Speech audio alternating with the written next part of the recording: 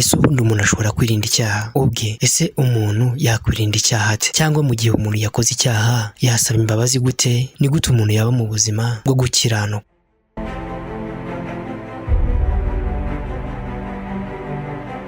Ibyo byose tugiye kubirebera hamwe. Reka ubuntu bw'Imana, imbabazi zayo bikomeze kutubaho, kandi Imana ikomeze kudushoboza. Si umwami wacu Yesu Kristo n'umwuka wera.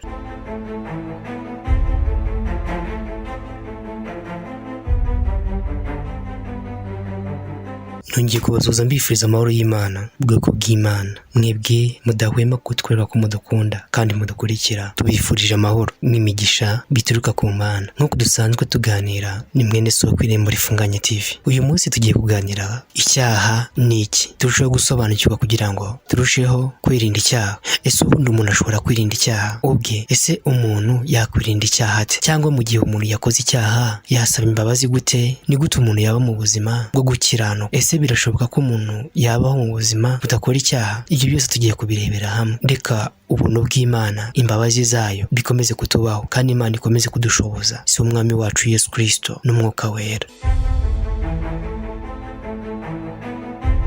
Reka tuganire, dutangire ikiganiro. Iyo ufunguye Bibiliya, kiyifungura mu gitabo cy'Itangiriro, ubona ukuntu Imana yaremye ibintu byose. Tubona ukuntu isi yari iriho ariko itagira ishusho, yari irimo inyanja ariko irimo umwijima w'icuraburindi. Imana ifata icyemezo cyo kurema isi, irema isi nshya nziza iriho buri kintu kimwe cyose. Imana yaremye isi itariho icyaha, yaremye isi nziza itariho umuvumo. Mu kurema isi nta butayu bwabagaho, ahantu hose hari heza, ndetse n'ibyaremwe byose byari byiza, byari bibereye amaso. Ndetse inarema n'umuntu yamuremanye uburanga, yamuremye yishimye, nta nenge n'imwe yigize iremana umuntu. Imaze kubona ko atari byiza ko uwo muntu aba wenyine, nibwo Imana yagize igitekerezo cyiza cyo kumuremera umufasha. Umuntu wa mbere yaremye yamwise Adamu, ndetse mu bushobozi n'ubutware bwo gutwara ibintu byo mu isi yose yari yaremye. Mwibuke yuko umuntu ajya kuremwa, Imana yafashe icyondo iragitoba, ikibumbamo umuntu, maze imuhumekeramwo umwuka wayo. Imaze kumurema ibona ko ari mwiza, imuha ubutware bwo gutwara ibintu byose byari biri mu isi. Icyo gihe ntabwo umuvumo wari wakaza mu isi. Umuntu yamuremye yambaye ubusa, ndetse n'uwo yamuremeye bari bambaye ubwiza bw'Imana. Ntibari bakamenye yuko bambaye ubusa, baryaga batavunitse. Ubwiza bw'Imana bwari bubatwikiriye, bari inshuti n'Imana kuko Imana yazaga kubasura ikabaganiriza. Byari byiza cyane. Nyuma y'aho Satani yivumbuye ku Mana agashaka kwishyira hejuru, dore ko ari we wakoze icyaha cya mbere. Mwibuke ijambo ry'Imana ritubwira ko mbere y'uko Satani yigomeka ku Mana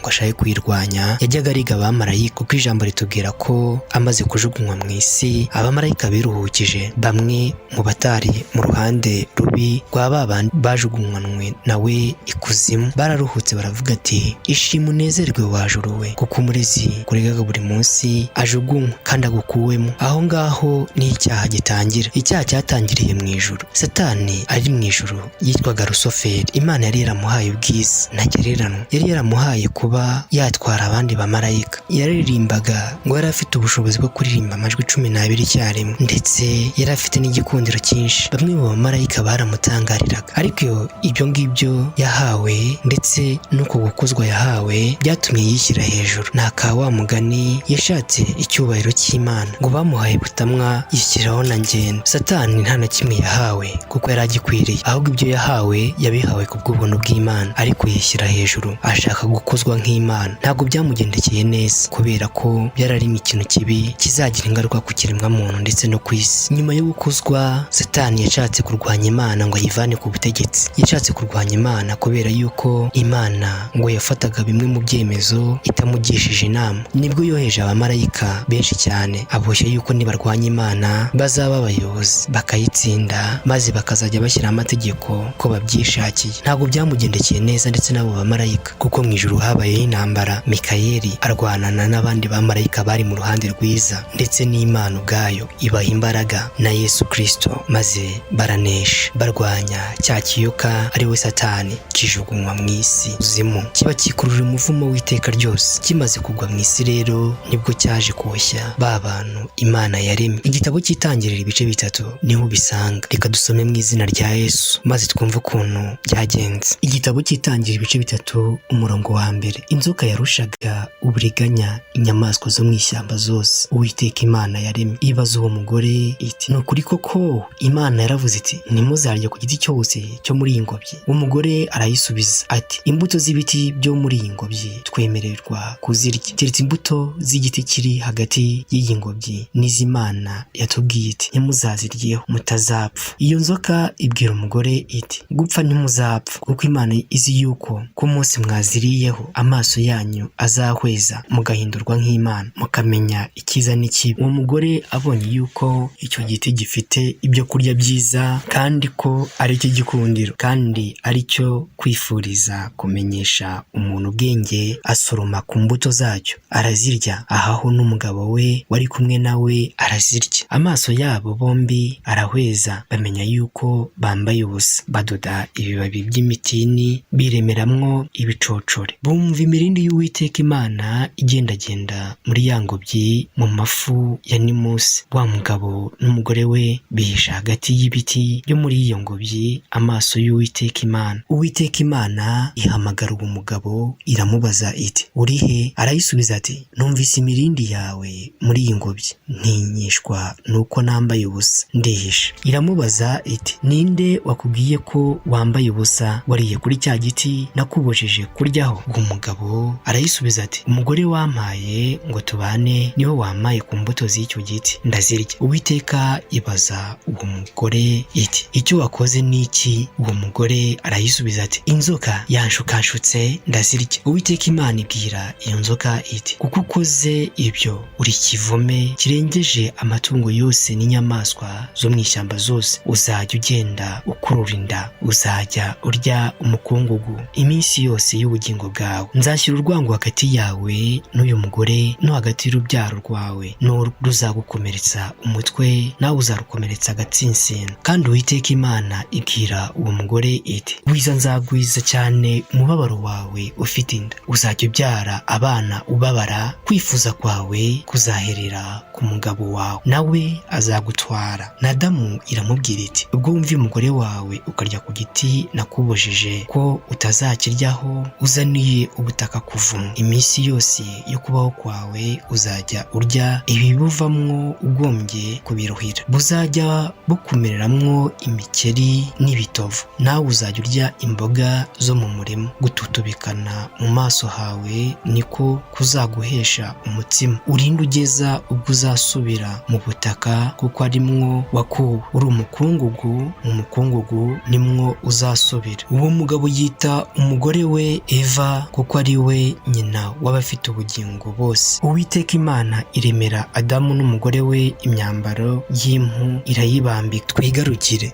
Nk'uko mubibonye, icyaha cyatumye ubwiza bwari buri ku bantu ba mbere Imana yaremye bubavaho, batangira kuba mu buzima butegereje urupfu. Umuntu Imana yari yaremye ntago yari yakamuremeye urupfu, ahubwo umuntu niwe wiremeye urupfu bitewe n'uko yakoze icyaha cyo gusuzugura Imana, ariko abyohejwe n'umwanzi Satani. Umuntu wamaze gukora icyaha yakomeje kubaho ariko yifitemwo karande y'icyaha. Icyo cyaha cyazanywe n'umuntu umwe, cyakomeje guhererekanywa n'abantu bose kugeza amagingo n'ubu ngubu. Tubonye yuko icyaha cy'umuntu umwe cyakororeye isi umuvumo n'ibiyiriho byose. Ariko ubundi icyaha muri rusange ni iki? Icyaha ni ukwica amategeko y'Imana no kwivumbura ku Mana. Tugiye kwifashisha bimwe mu bice bigaragara mu ijambo ry'Imana Bibiliya. Ntabwo twabisoma byose, ariko nawe waza gusoma ibi bice tuza kuvuga, bizagufasha kugira ngo urusheho kumenya uburemere bw'icyaha cyangwa icyaha ni iki, n'uburyo abantu bagendanaga n'Imana yakundaga kubabuza gucumura. Gutegeka kwa kabiri ibice 9 umurongo wa 7 wahasoma, n'igitabo cya Yosuwa igice cya 2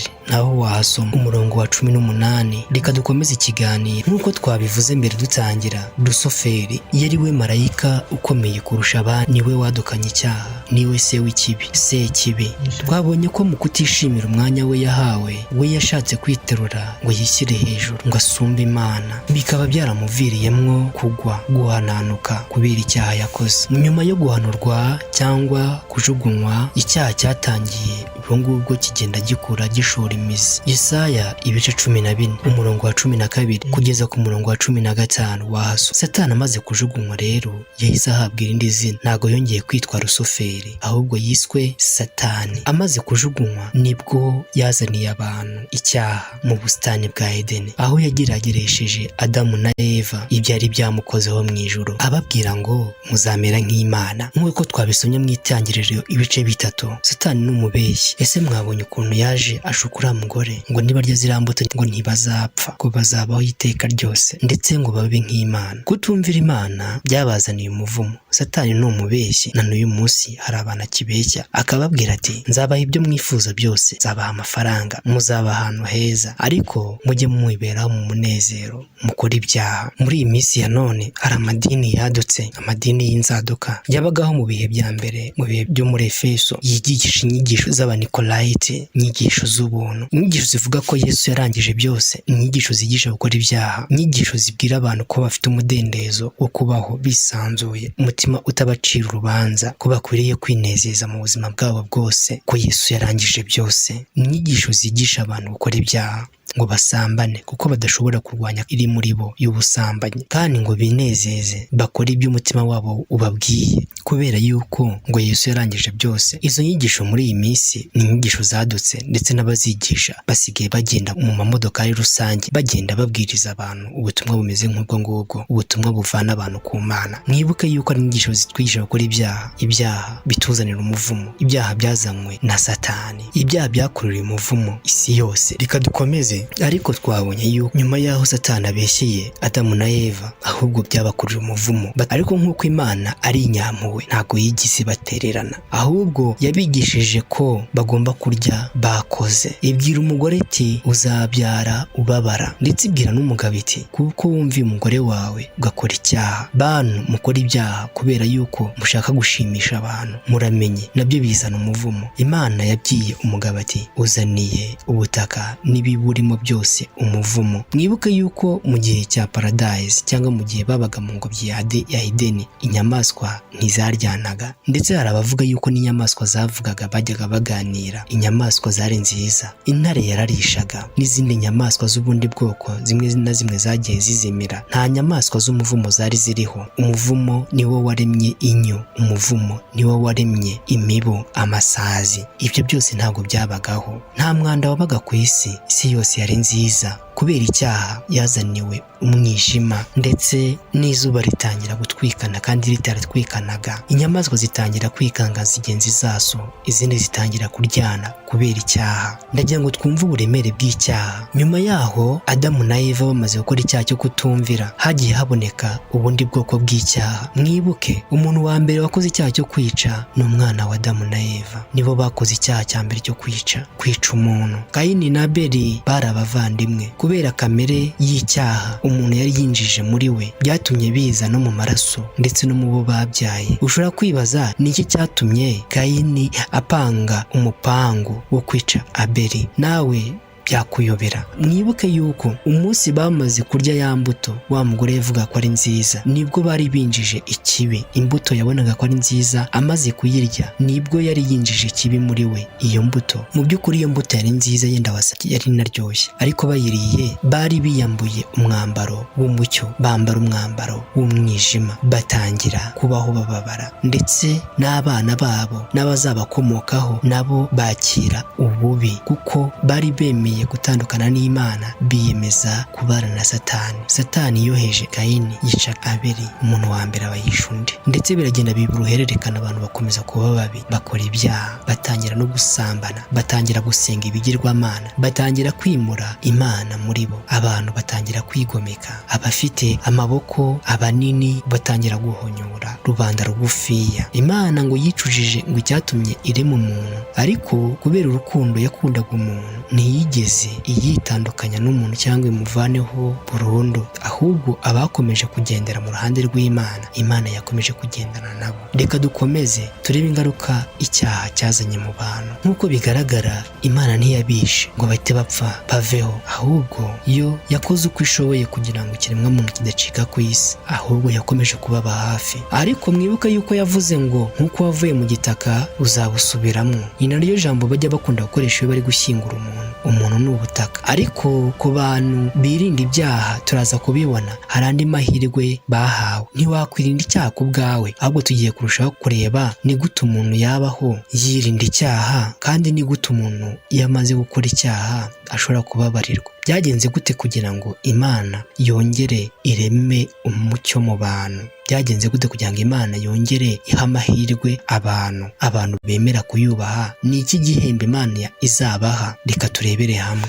ni ikihe gihembo Imana izabaha? ese muribuka yuko umuntu yariye kiriya giti ashaka kumera nk'Imana, ariko ntabwo byabaye. Satani ni umushukanyi ariko yaratsinzwe. reka dukomeze turebe uburyo yatsinzwe. kuva icyo gihe abantu bamaze gukora icyaha cyakomeje kuba umurage uhererekanwa mu bantu. Abaroma ibice 5 umurongo wa 12 hatubwira ko icyaha cyanyuze muri Adamu cyinjira mu isi. urupfu narwo rwakurikiyeho nk'uko ibihembo by'ibyaha ari urupfu. Abaroma ibice 6 umurongo wa 23 binyuze muri Adamu abantu batangiye guhererekanya kamere y'icyaha. ubwo Adamu yacumuraga, kamere ye yahise yanduzwa no kwigomeka, maze gupfa mu mwuka abiraga bamukomotseho. ntabwo tuba abanyabyaha kubera ko dukora ibyaha, ahubwo dukora ibyaha kuko turi abanyabyaha. ibi nibyo bita icyaha cy'inkomoko. nk'uko tuvuka dusa n'ababyeyi bacu, ni nako tuvuka na kamere y'icyaha, dukomora kuri Adamu. ibi ngibi byababazaga umwami Dawidi cyane, ageraho ataka muri Zaburi ya 51 ibice 7: dore naremanywe gukiranirwa, mu byaha nimwo mama yansamiye. ubundi bwoko bw'icyaha ni icyaha cy'igitsindirano.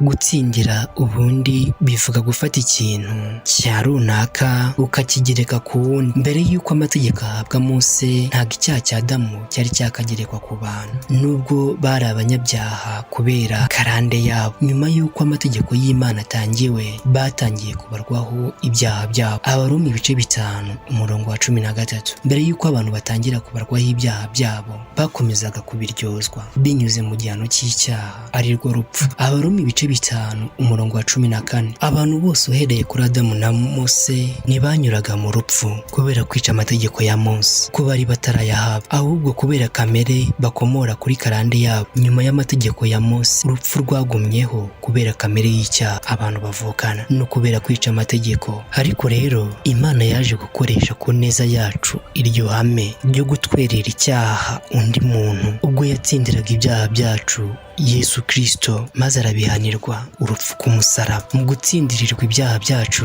Imana yamubazeho ko ari umunyabyaha nubwo atariwe, maze yemera guhabwa igihano cyari guhabwa abantu bose kubw'ibicumuro byabo akishyiraho. ni ngombwa kumva ko umwami wacu Yesu Kristo yatsindiriwe icyaha, ariko nubwo yabitsindiriwe ntabwo yabikomoye kuri kamere mbi.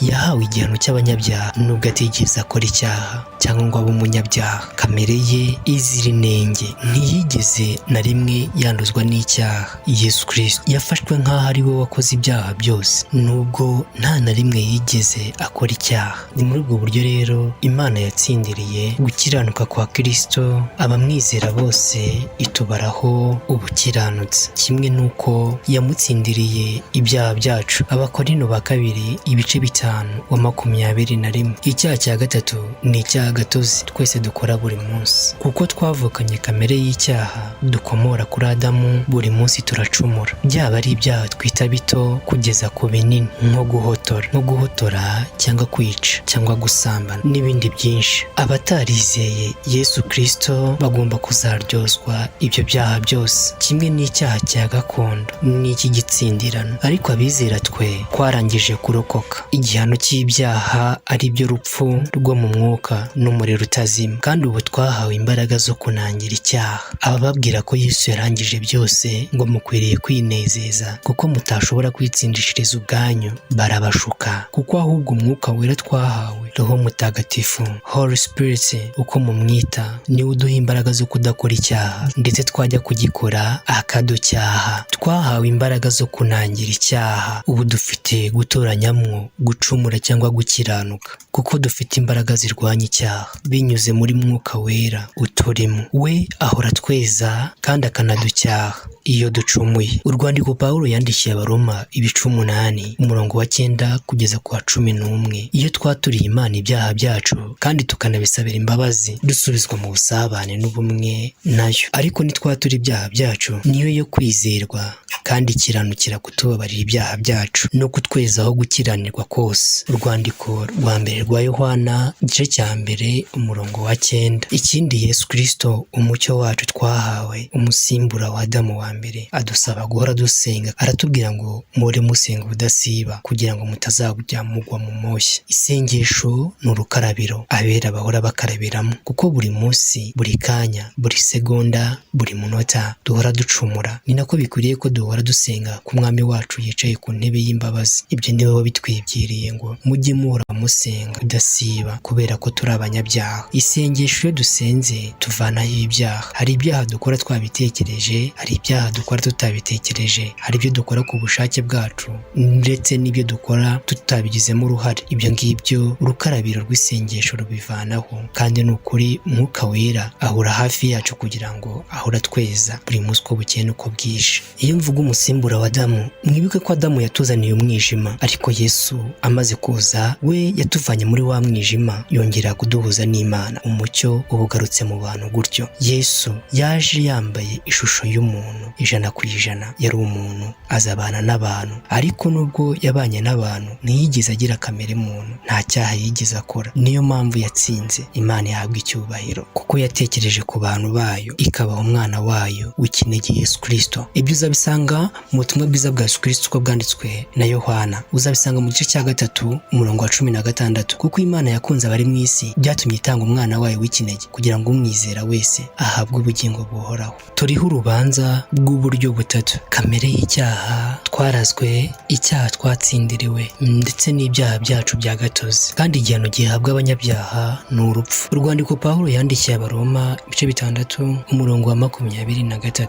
Urupfu rw'iteka ryose. Ibyahishuwe ibice 20 umurongo wa 11 kugeza ku murongo wa 15. Ariko kubw'impuhwe nyinshi, ibyo byaha uko ari bitatu byabambiwe ku musaraba wa Yesu Kristo, umwana w'Imana. None ubu binyuze muri Kristo Yesu dufite gucungurwa kubw'amaraso ye, ariko kutubabarira ibicumuro byacu nk'uko ubutunzi bw'abantu bayo buri. Turabashimiye bwoko bw'Imana. Uyu munsi twarimo tuganira ku cyaha. Nk'uko twabibonye, icyaha nicyo cyazanye umuvumo. Muribuka ijambo riri mu Byahishuwe rivuga ngo hanze hazaba imbwa n'abarozi n'abasambanyi n'abakunda kubeshya bakabikora. Ibyo byose ni ibyaha. Ibyaha ni byinshi imbere y'Imana, icyaha cyose kirangana. Ananiya na Safira, uzi ikintu bazize? Nta muntu bishe, bazize kubeshya Umwuka Wera. Ibyo byatumye bapfa kandi bararimbuka. Nta muntu bishe, nta n'umuntu baroze. Rero imbere y'Imana ibyaha byose birangana. Kubeshya, kuroga, kwica, nta cyaha gitoya imbere y'Imana. Adamu na Eva bo bazize gusuzugura Imana, bazize gushaka kwishyira hejuru, bazize kurya imbuto ziri ku giti Imana yari yababujije. Ese birashoboka ko umuntu yabaho mu buzima budakora icyaha? Ibyo biragoye. Niyo mpamvu Yesu yashyizeho urukarabiro. Niyo mpamvu Yesu yemeye kujya ku musaraba akishyiraho ibyaha byose kugira ngo tubabarirwe ibyaha byacu. Uyu munsi rero ntabwo bikwiye ngo tugende dukora ibyaha ubuntu busage, ahubwo bikwiye kwigengesera no guhora dusenga. Guhora usenga wumva n'ijambo ry'Imana. Imwe mu nzira cyangwa mu ngamba wafata kugira ngo urwanye icyaha ni ukuhora iruhande rw'Imana, uyisenga, uyiririmbira, ndetse ugahora buri munsi utekereza Imana, umutima wawe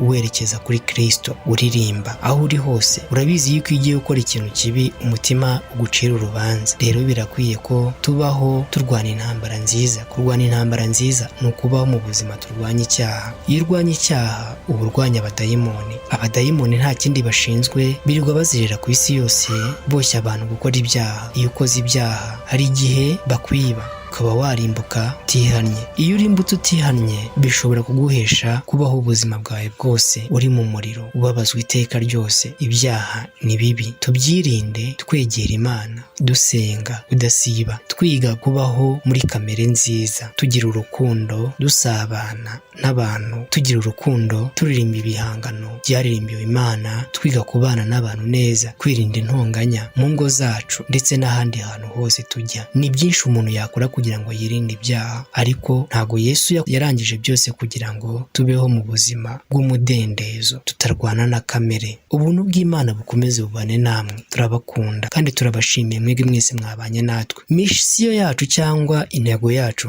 ni ukwamamaza ubutumwa bwiza. Ni benshi bamamaza ubutumwa bwiza, ariko wowe wahisemo uyu muyoboro wa YouTube Irembo Rifunganye. Natwe turi muri abo bamwe benshi bahisemo kwamamaza ubutumwa bwiza. Twagakoze byinshi kugira ngo turebwe n'abantu benshi, ariko ntago ari ibyo ngibyo, kuko dutegereje ibihembo byacu mu bwami bwo mu ijuru. Yesu yaravuze ngo hahirwa uba maso akageza ku munsi w'imperuka. Umunsi w'imperuka ushobora kuba ari umunsi wawe uzapfiraho, cyangwa Yesu azaza agasanga uri muzima. Hahirwa utazaboneka mu rubanza rwa kabiri cyangwa mu muzuko wa kabiri, kuko abazaboneka mu muzuko wa kabiri bazaba bagiye gucirwaho iteka, ariko abazaboneka mu muzuko wa mbere ntago bazahamwa n'urubanza, ahubwo bazaba batsindishirijwe kubw'ubuntu bw'Umwami wacu Yesu Kristo. Nimukomeze mugire amahoro y'Imana. Mwari muri kumwe na mwene so mufatanije kwizera bo ku Irembo Rifunganye TV. Shalom shalom TV.